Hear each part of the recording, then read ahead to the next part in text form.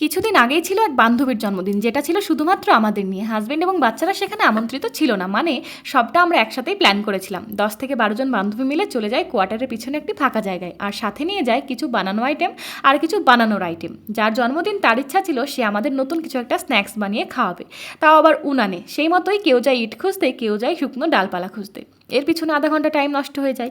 তারপর ডিম সেদ্ধ করে ময়দা মাখিয়ে পেঁয়াজের মশলা বানাতে আরও 1 ঘন্টা চলে যায়।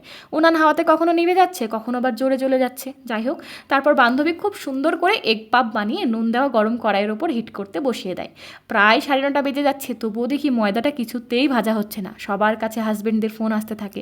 লাস্ট অবধি প্রায় 10টায় এই এগ পাপ কমপ্লিটলি রেডি হয়। এটা বানাতে বানাতেই মেন কোর্সও খেয়ে ফেলি, এত পরিমাণ খিদে পেয়ে যায়। লাস্ট মুহূর্তে হাতে করে খেতে খেতে আমরা বাড়ি ফিরি। তাই আজ ভাবলাম একবার গ্যাস চুলাতেই ট্রাই করে দেখি। খেতে কিন্তু অসাধারণ হবে, তবে থালার কড়াই মাজতেই 1 ঘন্টা সময় লেগে যাবে।